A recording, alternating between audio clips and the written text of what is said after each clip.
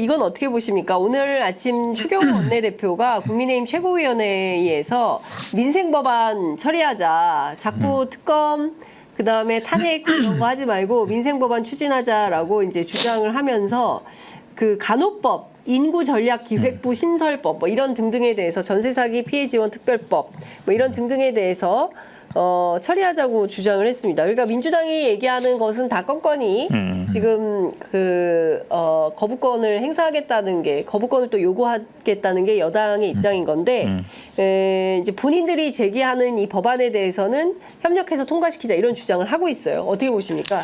아니 근데 이제 간호법만 예를 들어도 네. 이제 저는 이제 간호법에 대해서 왜 그동안 저는 반대해오는 입장이었냐면은 이게 의료에 관한 전반적인 체계를 건드는 거거든요. 그렇기 때문에 어느 한 직역의 이야기만 들어가지고 법을 바꾸는 건 좀 신중해야 된다. 그래서 저는 일관되게 제 입장을 밝혀왔는데 지금 국민의힘이 비판을 받아야 되는 건 뭐냐면은 간호법에 대해서 그전에도 거부권까지 썼었어요. 그리고 거부권을 쓰면서 그 논리가 저랑 비슷했거든요. 근데 이제 와서는 의정 갈등을 이렇게 일으켜놓고 지금에 와가지고 이제 간호법 하자고 이렇게 나오니까 국민들 입장에서는 그럼 도대체 저희를 믿을 수 있냐? 그럼 기존에 국민의힘이 만약에 지금의 입장을 지켜서 간호법을 찬성해서 통과시키겠다 한다면은 과거에 있던 입장에 대해서 그럼 먼저 사과하고 그 입장을 바꾸는 거에 대해 설명을 해야 되고 또 저 같은 사람한테도 설명을 해야 되는 거예요. 네. 왜 입장을 같이 유지했다가 그걸 또 왜 바꾸는지에 대해서. 그러니까 저는 지금 추경호 원내대표가 이제 민생 얘기하면서 뭔가 이제 주도권을 주려고 다시 한번 그 드라이브를 거는 건데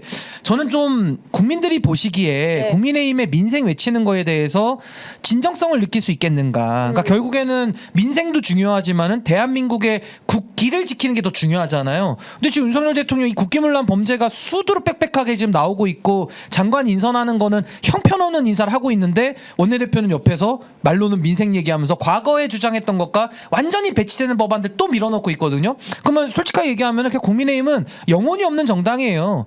그럼 그동안에 얘기했던 것들 국민들한테 약속 어기는 거 그럼 어떻게 책임질 겁니까? 똑같은 추경호 원내대표 그때도 국회의원이었어요. 근데 저는 이분들을 오늘도 저도 오면서 추경호 원내대표 말씀하시는 걸 듣고 왔는데 네. 너무 뻔뻔하다. 정말 저렇게 철면피로 얼굴이 얼마나 두꺼울 수 있으면 저렇게 그냥 과거 1년 전 일이잖아요. 이거 샥 바꿔가지고 후쿠시마 오염수 때도 그랬거든요. 그때도 4년 전에 죽어라 하고 길을 쓰고 반대하다가 이자서 또 뿌리자 그러고 얼마나 황당합니까? 저는 그래서 다시 한번 요약하면 저는 간호법, 간호사들의 지위 향상하자는 거에 대해서 저도 앞장서서 뛸 건데 네. 이게 제도를 바꾸는 문제는 조금 신중할 필요가 있다. 전 그런 차원에서는 전 조금 유보적인 생각을 가지고 있습니다. 아니 근데 그때는 간호법 거부권 행사했는데 그렇죠. 지금 와가지고 다시 너무 뻔뻔해요 이거는. 너무 뻔뻔해. 아니 전세사기 특별법도 똑같아요. 그러니까 전세사기 그것도 민주당이 그때 통과시킨 거를 거부권 행사했어요. 네. 안 되겠다고. 네. 근데 이제는 또 하자 그러잖아요. 아니, 그러니까 뭐가 말이 안 바뀌었어요? 돼요. 뭐가 바뀌었길래 그러니까. 이제야 되냐는 그러니까 본인들이 거예요. 요구하는 그러니까 우리 그때 당시에는 민주당은 먼저 국가 재정으로 구제하고 그 다음에 나중에 구상 행사하자는 거였는데 그거 재정 낭비다 해도 안 한 거거든요. 그렇죠. 그럼 이제 본인들이 한마디로 얘기하면 본인들이 합의하지 동의하지 아니한 전세사기 특별법은 안 된다라고 해서 거부권 행사한 건데 이제 와서 하자는 거잖아요. 그러면 뭐 그때는 왜 거부권 행사한 거예요? 말이 안 되는 얘기를 하는 거예요. 계속. 그러니까 그렇게 치면은 정쟁적으로만 항상 정치 논점을 대해왔다라는 건데 그럼 국회의원 자격이 없는 거 아닙니까? 아니, 그러니까 주도권을 국민의힘이 쥐고 밀어가면 이건 통과시키고 똑같은 내용이어도 주도권을 민주당이 행사하고 민주당이 주도하면 이거는 거부권을 행사하고 뭐 이런 거예요? 아니 그러니까 하나죠. 그게 이제 네? 기회주의적인 태도지만 네. 제가 더 분노스러운 건 뭐냐면은 네.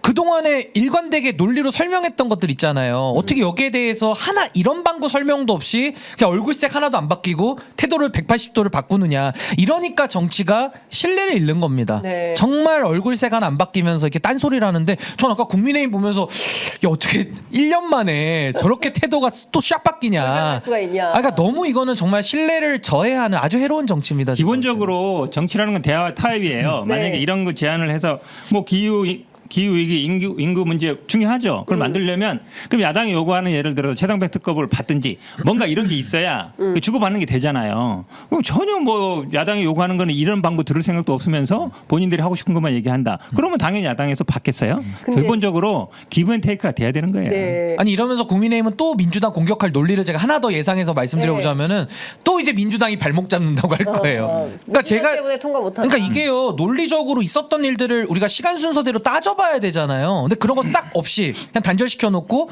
이제부터 그냥 민생하자. 네. 그러면서 이걸 민주당은 제가 봤을 때는 반대하는 게 당연하거든요. 제가 지금 이야기한 대로 간호법에 대해서는 저랑 국민의힘 입장이 같았었다니까요. 그 전에. 네, 근데 이제 와서 지금 1년 전에. 네. 근데 의정 갈등을 일으키고 나서는 지금 와서는 자기들이 거부권을 썼던 그 법안을 또 하자 그래요. 네.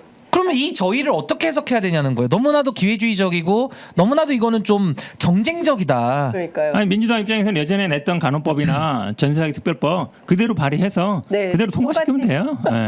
그 방법밖에 아니, 근데 없어요. 그러면 저는- 또 거부권 행사하겠죠. 뭐. 그러니까 마치 눈에는 눈, 이에는 이 이런 식으로 계속 이제 여야가 갈등하게 되니까 결국 피해는 국민만 보게 되는 거거든요. 그 사이에서 벌써 1년 전에 간호법 통과시켰더라면 이런 문제 안 생기는 거 아니겠습니까? 지금 의료 현장에 의사들이 없잖아요. 그리고 이제 앞서 이제 박주민 위원장 왔다 갔지만 예컨대 3,000명이 나와야 되는데 올해 배출되는 의사의 양이 300명밖에 안 된다는 거예요. 그러니까 의사 수를 늘린다고 해놓고 오히려 의사 수가 줄어드는 사태를 만든 겁니다. 근데 그것에 대해서 그 어떤 것도 책임지는 사람의 목소리나 이런 거는 없는 상태인 거니까 국민들이 보기에는 도대체 이 정부는 하는 게 뭐냐 이런 비판을 안 할 수가 없다라는 생각이 좀 드는 거죠. 하는 거라고는 청개구리 플러스 모든 정상화된 국가의 조직이나 어떤 영역들을 다 부셔버리는 역할만 하고 있는 참 거예요 지금. 걱정이에요. 정말 심각하게 우리가 들여다봐야 될 것 같아요. 이렇게 말씀하신 대로 정상적으로 운영되는 시스템을 다 이렇게 파괴하는 방식으로 가면 이게 나중에 기본적으로 검사 정권이- 스타일이에요. 네? 검사 스타일이라고. 검사는 기본적으로 기소냐 불기소냐 일도양단이거든요. 네. 뭐 봐주고 아니면 예를 들어 봐주려는 게 아니라 뭔가 타협, 대화 타협 이게 잘 없어요. 저 사람을 예를 들어서 구속시켜야 돼, 처벌해야 돼. 어떤 핑계를 대든 뭘 대리되든 뭔가를 하든지 간에 꼭 구속을 시키든지 방법을 한단 말이죠. 그러니까 지금 의사 문제도 그렇잖아요. 그러니까 의대 정원 늘려야 돼. 이거 하나밖에 없어요. 그 의사 정원 늘려야 된다는 거 모르는 사람이 있어요? 다 그렇죠. 알죠. 예. 근데 그걸 어떻게 풀어갈 거냐가 정치의 문제잖아요. 그렇습니다. 어떻게 예를 들어서 뭐 2,000명이 안 되면 점차적으로 늘려간다든지 뭐 몇백 명씩 늘려간다 아니면 그거를 예를 들어 다른 대학을 만든다든지 아니면 뭔가 대화 타협을 하면서 문제를 풀어가야 되는데 그게 없이 그냥 늘려. 그냥 늘릴 거야. 끝. 그건 반대하면 그냥 가. 이거는 제가 보기에는 정치가 아니에요. 근데 저는. 저는요 간호법 통과시키는 거 이제 민주당이 다수 의석이니까 저는 신중해야 된다는 입장입니다. 왜냐하면 이게 우리 이번에 검찰 개혁도 우리가 그대로 경험해봐서 알지만은 검사와 경찰의 이런 제도를 만드는 부분은 정말 신중할 필요는 있어요. 따지고 따져도 어려운 부분인데 이것도 의사와 간호사의 관계가 유사한 면도 분명히 있고 저는 이제 법적 책임의 면에서도 이 경계를 좀 허물어 버렸을 때 의료 사고의 피해자들 국민인데 이 책임 묻는 게 굉장히 좀 까다로워질 수가 있어서 전 이런 부분들을 좀 보완해서 좀 단계적으로 갔으면 하는 게 이제 제 주장인데 저는 여기에 대해서 만약에 통과시킨다고 하면은 전 기자들이 이거 반드시 물어봐야 된다고 생각합니다. 추경호 원내대표한테 가서 오늘도 물어봐야 될 게 뭐냐면은 왜 과거에 1년 전에 간호법을 반대했던 논리들이 있잖아요. 네. 뭐 논리들이 1, 2, 3 있거든요. 그게 지금 해결이 됐냐를 물어봐야 돼요. 지금 바뀌었다라는 것은 의료시장 뽀개놓은 것밖에 없거든요. 근데 뽀갠 사람도 윤석열 대통령과 정부 여당이란 말이에요. 네. 근데 자기들이 뽀개놓고 자기들이 거부하고 그때 당시에도 한 몇 달을 시끄러웠거든요. 네. 그렇게 정쟁화했던 내용을 이제 와서는 그냥 하자. 이거 얼마나 당황스럽고 이런 사람들한테는 정말 정치 맡기면 안 되는 거예요. 아니, 되게 위험한 진짜, 일입니다, 네. 사실은. 간호사분들이 저희가 여기 앞에 국회 앞에 있지 않습니까? 그 국회 앞에 그 사거리에서 굉장히 그 점심 시간마다 하고 엄청나게 있죠. 네. 피켓 시위를 했어요. 진짜 그렇게 각고의 노력 끝에 법안을 통과시켰는데 결국은 또 대통령이 거부권 행사하면서 무의로 돌아가게 그쵸. 됐는데 이거를 지금 자기들의 필요에 의해서 다시 또 하자고 하는 거고 이게 민생 법안이라고 주장을 하니까 그 간호사들은 얼마나 기가 막히고 이거 황당할 것 같아요. 약간 황당한 거죠. 허탈하고 진짜 황당한. 황당한 거죠. 그 당시에 많이 비판을 했던 게 뭐 간호사들이 따로 나가서 개업을 하느니 뭐 이런 뭔가 있었는데 네. 사실은 그렇게 할 수 있는 규정이 없고 그러니까 법을 이제 독자적으로 만드는 거였는데 지금 이제 문제가 되는 거는 PA라고 기본적으로 이제 간호사들이 수술실에서 의사들 보조 역할을 하는데 그게 사실은 의료행위로 들어가요. 그 의료행위로 들어가면 원래 의사들만 할 수 있어요. 근데 그 의사들이 부족하다 보니까 그 역할을 사실상 간호사들이 대신해 온 거거든요. 근데 냉정히 따지면 그게 의료법 위반이 될 수도 있어요. 네. 그 부분을 어떻게 해결할 거냐. 근데 정부는 지금 이제 그거를 오히려 합법화시켜서 의사들이 좀 부족하니까 간호사들이 할 수 있게 한다는 건데 이거 자체가 의료법의 기본 어떤 체계를 약간 무너뜨리는 면이 있어요. 그러니까 이건 단순히 이 법 문제가 아니라 확실하게 선을 그어서 간호사의 역할과 아닌 거 확실하게 구분을 지어줘야 되지. 그렇지 않고 지금 이제 의사들이 이렇게 막 뭐 파업을 하고 일을 안 하고 이러니까 임시 방편적으로 만들 맞아요. 얘기 아니에요. 지금 신 네. 변호사 얘기처럼 이건 기본 제도의 문제이기 때문에 신중하게 그러니까 만들. 저는 이게 얘가 맞을지 모르겠지만 경찰도요. 사실 현 변호사님 잘 아시겠지만 지금 일선 경찰들 다 마비 상태거든요. 왜냐하면은 경찰들은 경찰 될 때 네. 민법이나 이런 걸 안 배워요. 그러니까 시험을 안 배워. 그러니까 공부할 일이 없죠. 그 동안에 경찰 업무를 했으면. 근데 지금은 검경 수사권 조정이 되니까 경찰들이요. 뭐 배임죄도 들여다봐야 되고, 뭐 예를 들면 무슨 뭐 지적재산권 같은 거 들어오면 또 그것도 공부해야 되고. 언제 경찰들을 미리 준비시켜가지고 투입해서 수사를 하게 해야지 네. 현장에서 공부시켜가지고 그거 하면은 되겠습니까? 그러니까 지금 일선에서 잘 안 밝혀지고 뭐 이번에도 전 이게 그 임성근 사단장이나 이렇게 그 경찰에서 뭐 아니면 이준석 대표 사건도 마찬가지, 선거법 사건도 마찬가지고 다 무혐의 불송치해주고 있거든요. 그게 저는 경찰들을 제가 뭐 집단으로 뭐 실력에 대해서 의심을 하는 게 아니라 그분들이 경찰이 될 때 취급하지 않았고 다루지 않았던 거를 갖다 지금 맡겨놓으니까 굉장히 이게 부실하다라는 지적을 받을 수밖에 없는 거예요. 그러니까 저는 이 PA 문제도 마찬가지인 게 네. 지금 의료 현장은 PA로 지금 일부 간호사들이 의사 업무를 대신 하고 있거든요. 그러니까 그분들도 불안한 게 있으니까 정상화시키는 건 맞는데 네. 그러면 의사와 간호사의 업무 영역을 어디까지로 해서 그럼 누가 관리 감독하고 누가 법적 책임을 나중에 질 거냐 이걸 명확하게 해놓고서 그걸 해야지 네. 그냥 급하다고 해가지고 그냥 이렇게 번개불에 콩고 먹듯이 해버리면은 나중에 가서도 이것도 책임 문제 가지고 의료 환자들이 좀 피해를 볼 가능성도 있다. 그 부분 지적하는 겁니다. 여하튼 뭐 여러 법안들에 대해서 사실은 뭐 인구 전략 기획부만 하더라도 인구를 뭐 전략해서 기획한다고 늘어날 거냐에 대해서 저출산 문제가 해결될 거냐에 대해서도 이론의 여지가 많은 것 같고요. 여하튼 참 답답한 시절을 지나고 있다라는 말씀을 좀 드리면서 권익위가 김건희 여사 명품백 수수 사건 종결하는 과정에서 이 디올백 실물 확인하려고 했는데 결국 무산이 됐다는 거거든요. 근데 도대체 이 명품백은 어디가 있는 건지, 검찰이 확보한다고 했는데도 확보가 된 건지, 실물로 제출한다고 했는데 제출은 한 건지 오리무중입니다. 이거 어떻게 보세요?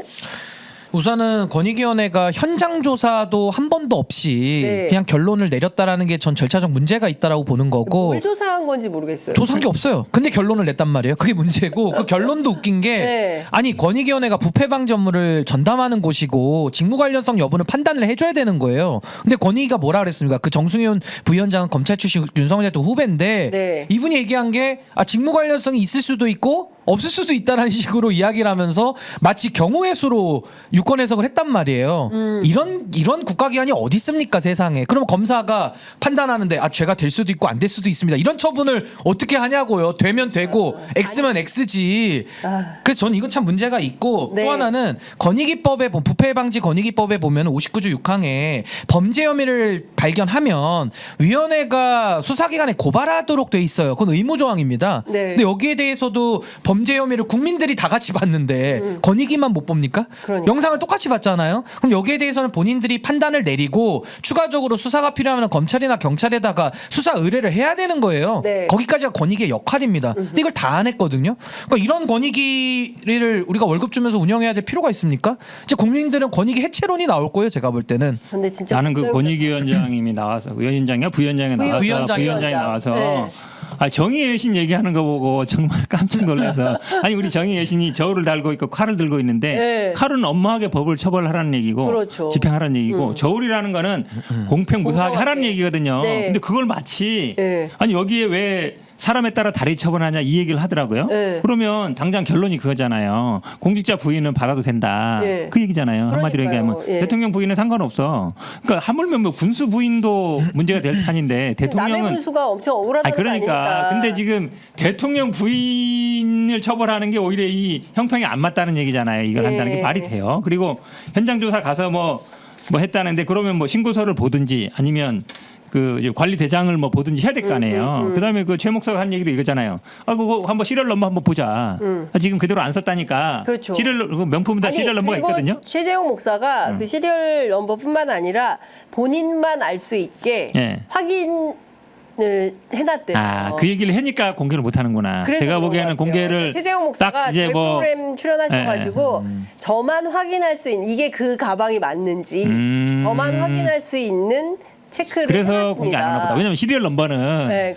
맞출 수가 있잖아요. 그걸 맞출 수 시리얼 넘버는 왜냐면 그 QR 코드 이런 게 아니에요. 그냥 네. 번호만 있는 거기 때문에 네. 그거는 다른 거로도 대체할 수 있단 말이에요. 아니 근데 요새는 그 네. 가방에 칩을 심어 놓는데요. 아, 그래요? 그것까진 그래가지고 몰라요. 요새는 가방에 칩을 심어가지고 네. 그게 바로 확인이 돼. 옛날에는 네, 시리얼 번호고. 넘버가 있었고 지금은 그렇지 않아서 그것도 아마 공개하기가 어려운 공개 못 하겠네. 상황일 거예요. 제 목사가 본인만 하는 게 있다 그러니까. 본인만 아는 그 얘기를 하지 말았어야지 왜 해가지고. 그 얘기를 나중에 해가지고. 공개하면 그때 가서 딱 봐야지. 그러니까 그래서 저희 프로그램 나와서 저희 프로그램도 모니터를 세게 해가지고 네. 교실이 예 그래서 못 내렸나? 근데 사실 이런 거죠. 그러니까 정말 그 진짜 이거 가지고 도대체 우리가 얼마나 더 얘기를 해야 됩니까? 진짜 국민들이 날도 더운데 정말 지친다라는 생각이 좀 드는 거죠. 아니 그리고 날도 더운데 저울에다가 네. 명품백을 달아놓고 이게 몇 그램 나는지 재봤으면 좋겠어요. 아니 지치는 것도 지치는 거지만 국민들이 정말 이 정의가 땅에 떨어지고 정의가 네. 무너진다라는 거에 대해서 분노 내지는 절망감을 느끼실 것 같아요. 맞습니다. 그러니까 결국에는 이런 범죄의 문제는 우리가 뭐 동서고금을 물어나고 늘 범죄라는 건 있잖아요, 인간 세상에. 네. 그렇다면 그게 법과 원칙대로 처리가 되면 될 일인데 네. 지금은 그 일을 담당해야 될 국가 기관들이 국민을 위해서 일하는 것이 아니라 한 명의 권력자 윤석열 부부를 위해서 일을 하고 있는 이 현실이 너무나도 개탄스러운 거거든요. 그럼 우리 국민들은 왜 세금을 내야 됩니까? 이 세금으로 왜 그분들 월급 줘가지고 공적인 일을 시켜야 되죠? 여기서부터 근원적인 의문이 드는 거예요. 그럼 이 공동체가 유지가 되겠습니까? 대통령 배우자 영부인이라고 하면 가장 노블리스 오블리주를 통해 가지고 더 엄정하게 처리를 하지는 못할지언정 완전히 그냥 그 구멍 열어가지고 다 빠져나가는 거 아니에요? 그렇죠. 그러면은 일선에서도 그 영향을 미치면 고위 공무원들의 배우자들이 이제는 다 그렇게 외국인한테 받아먹으면 되겠네요. 그럼 받아먹으라는 거 아닙니까? 외국인한테 받아먹으면 아무 문제가 안 된다는 그 권익위에 해서. 외국인 검은 머리 한국인 동원하면 되죠. 아니, 그러니까 처음에는 네. 외국인이니까 뭐 무슨 국가 선물이다. 선물이다. 에서 받은 선물이기 때문에 문제 없다. 그러니까 이렇게 되면 지금도 중앙지법에서 뇌물죄로 수많은 사람들이 처벌받고 있거든요. 그럼 그 사람들하고 형평은 어떻게 유지할 것이며 그러네요. 이 대통령이 령이 서겠냐고요. 령이 무슨 령이 씁니까 이게? 기본적으로 그러니까 검사들 이 업무 스타일이 나오는 거예요. 왜냐면 저 사람 봐줘야 돼. 저 사람 처벌해야지 돼. 그게 더 중요한 거야. 결정을 해놔. 네. 결정을 하고 네. 논리를 만드는 거지 그렇게. 네. 저 사람이 네. 이제 처벌해야 될 근거, 이 사람을 봐줘야 될 근거. 이것도 마찬가지야 말씀처럼. 진짜 끔찍한 외국인이다, 나라인 뭐 거예요. 부인이니까 네. 뭐 권한이 없다. 네. 네. 그런 논리를 만드는 거예요. 그게 통할 거라 생각하고 그동안 그렇게 해왔고 이게 근데 상식적으로 생각을 해보세요. 상식적으로. 아니 윤석열 대통령 수사할 때 뇌물죄로 많이 쳐넣었을 것 같거든요. 잘했죠. 검사로서 하는 게 맞으니까. 그럼 지금 자기 배우자는 왜 윤석열 검사 같은 사람 안 붙입니까? 그러니까. 과거에 그렇게 해왔잖아요. 기업 수사도 아니, 했고. 근데 진짜 얼마나 심각한 상황이냐면 이진숙 후보자만 보더라도 우리가 알 수가 있어요. 법인카드 사용 내용을 보면 도저히 상식적으로 납득할 수가 없는 수준이잖아요. 저런 사람이 방송통신위원장을 한다는 게 말이 돼? 그러니까 평범한 뭐 중학생, 고등학생들도 보면 세상에 저런 사람이 무슨 방통위원장이야라고 생각할 수밖에 없어요. 공직 후보의 자세가 돼 있다고 보기가 어렵단 말이에요. 근데 이런 사람들이 방통위원장도 되고 노동부 장관도 되고 뭐 이런 거예요. 그리고 김건희 여사와 관련해서는 다 법망을 빠져나가는 거고 문제 없어. 심지어 국정농단의 문고리가 사면을 받고 좀 비서관으로 일하고 있다니까요. 그러니까요. 이 말이 됐냐고요. 박근혜 정권 때 정호성 국정농단 비서관. 정호성 비서관이 지금 지금 사면 받고 들어가서 월급 받고 일하고 있어요 지금. 이재명 대표 그 부인 보세요. 그 저 경기도 뭐 무슨 법인 카드를 10만 원어치인가? 본인 향도 아니고 보좌관 있었다는데 그거 가지고 선거법 걸고 있잖아요. 이재명 대표는 그 식당 가서 밥 먹은 거 200군데 압수수색했어요. 제가 보기에 이진숙 이 방통위원장은 아마 압수수색 검찰이 했으면 아마 수천 군데 해야 될 거예요. 네, 왜냐면 뭐 지금 뭐 쓴 게 한둘이 아니잖아요. 그렇죠. 그러면 예전에 검찰 같으면은 드디어 이제 언론에서 문제 제기하고 이렇게 했으니까 우리가 압수수색합니다. 해가지고 그 법인카드 쓴 데 가서 네. 다 압수수색해야 되잖아요. 그렇습니다. 압수수색 뭐 한다는 얘기 있어요? 수사조차도 안 하잖아요. 수사조차도. 그러니까 이거 수사 대상이에요 이게. 이 불공정한 엄청난 이 불공정과 불법과 국정농단 의혹과 이런 것 속에서 어느 것 하나 제대로 규명이 안 되는 게 검찰 권력 뭐 이런 거 다 쥐고 있기 때문에 이게 드러나지가 않는 거잖아요. 이렇게 막 그 기자들이 취재하고 공익 제보하고 이런 것을 통해서만 드러나지 이 정도 되면 수사하라고 압력을 행사하는 게 해야 돼. 아니 그러니까 윤석열 대통령이 뭐가 잘나서 국민들이 대통령 만들어줬겠습니까? 그때 내세웠던 게 공정과 상식이거든요. 네. 경제 잘 모르고 외교 안보 당연히 모를 수밖에 없고 많은 부분에서 부족한 하자투성이지만 그래도 공정하게 한번 해보겠다라고 하니까 국민들이 그 대통령 만들어준 거 아닙니까? 네. 근데 공정과 상식인데 그 공정을 갖다가 아주 기본적인 거, 아주 기본적이고 상식적인 것까지도 완전히 다 파괴해버렸거든요. 그러니까 이런데 어떻게 국정 운영을 더 하냔 말이에요. 그래서 저는 윤석열 대통령 지난 2년 한 4개월 동안 본인의 실력과 밑바닥을 다 보여줬기 때문에 전 이제는 단 하루라도 본인이 대통령 자리에 있을 이유가 스스로도 설명이 안 되는 거예요. 아니 그 공정이라는 거에 대해서 본인이 약속을 했잖아요. 약속하고 내걸었던 거를 이렇게 무너뜨려도 됩니까? 국민들을 우습게 보는 게 아니라면은 이렇게 할 수가 없는 거죠. 근데 어떻게 이렇게 하고서도 잘못을 깨닫지도 못하고 저렇게 뻔뻔하게 돌아다니는 건지 뭐 휴가를 간다는데 이제 휴가 갈 정신이 있냐는 거예요 지금. 그 예전에 검찰이 무슨 뭐 조국 장관이나 이재명 대표 이거 수사할 때 보면 언론에서 의혹 제기했으니까 국민적 관심사니까 수사한다잖아요. 맞아요. 이준석 이 방통위원장 보세요. 얼마나 언론이 보도 많이 했고 얼마나 국민이 관심이 많아요. 수사 안 하잖아요. 그럼 기준이 뭐예요? 그냥 언론의 의혹 제기라든지 국민적 관심사는 그냥 핑계고 그러니까 우리 편이냐 아니냐. 딱 그거예요. 우리 편은 봐주고 네. 상대방은 수사하고 딱 그거잖아요. 근데 그런 대통령이 더 하루라도 더 있을 수가 없다는 게 정말 국민적 컨센서스 아닐까 싶어요. 제가 볼 아니 때는. 그렇긴 한데 지금 길이 참 어떻게 그 길을 열어야 되는 것인가에 대한 답답함이 그 얘기를 좀 많이 있어요. 해야죠. 그 얘기를 해야 진짜 될 것 고민이죠. 같다라는 생각이 좀 드는데 민주당 전당대회가 끝나면 좀 나아질까요? 그러면 조금 길이 보일까요? 어떻게 보세요? 물론 이제 당내에서 보니까 이 최상병 특검을 지난번에 이제 신 변호사도 얘기했잖아요. 네. 야당 협의체 만들자는 얘기도 보니까 당내에 실제로 있더라고요. 그러니까 차라리 그냥 야당은 빠지자. 민주당. 네. 민주당은 빠지고 조국 신당이나 아니면 다른 6당인가요? 거기서만 네. 하자는 얘기도 있고 그다음에 제3자 추천으로 뭐 변협이든 아니면 이런 하자는 얘기도 있어서 그러니까 사실은 돌파가 필요하다. 지금처럼 계속 제기해서 거부권 갖고는 안 된다. 네. 그리고 민주당의 지지율이 떨어지는 이유도 결국 효능감이잖아요. 그렇습니다. 뭔가 돼야 되는데 그 돼야 되는 방법이 저도 사실은 신 변호사 얘기 듣고 우리 당내 사람들 얘기해 봤더니 그것도 하나의 방법이다. 그럴 수도 있다. 그러니까 민주당 빠지고 나머지 야당끼리 하자. 네. 이것도 이제 방법일 수 있는 것 같아서 저는 아마 조금 변화 가능성이 있다. 그러니까 지금 우리 민주당 내에도 뭔가 돌파구가 있어야 되고 사실은 특검이 이거 하나만 하는 게 아니잖아요. 네. 그래도 뭔가 성과를 내야 되기 때문에 그 다음에 것도 있는 거라서 뭔가 진전을 보려면 뭔가 지금 한동훈 당대표도 들어와서 어쨌든 제3자 추천을 냈기 때문에 네. 그러니까 한동훈 장관 보고도 일단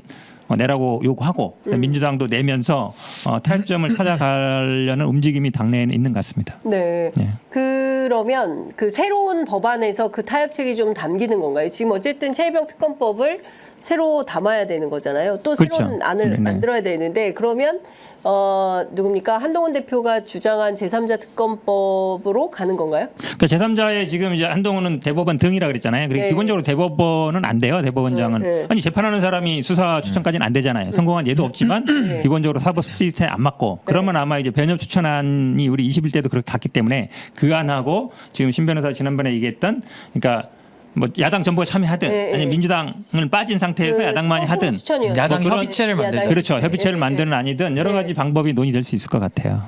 근데 그렇게 하면 통과시킬까요? 근데 저는 제3자는 안 되고요. 아니 근데 그게 통과시키는 문제는 결국에는 대통령 거부권을 쓰죠. 네. 그럼 결국에는 국민의힘을 균열시키는 수밖에 없어요. 네. 지난번에도 이탈표가 한 3표에서 4표가 나왔잖아요. 네. 이거를 저는 여론의 힘을 입어서 저는 국민의힘을 깨는 수밖에 없다. 그게 가장 현실적인 방법 아니겠습니까? 그래서 저는 아까 말씀드린 대로 제3자 추천이라는 거는 대한변협 회장이 추천을 해도 어차피 이게 뭐 법적 카르텔이라든지 기존에도 대한변협 회장이 추천해서 성공한 특검 한 번도 없어요. 그러니까 전 야당 추천으로 해서 나름의 묘수를 저는 만들어야 된다라는 생각이 계속 저는 드는 거고 결국에는 국민의힘을 타겟으로 해야 된다.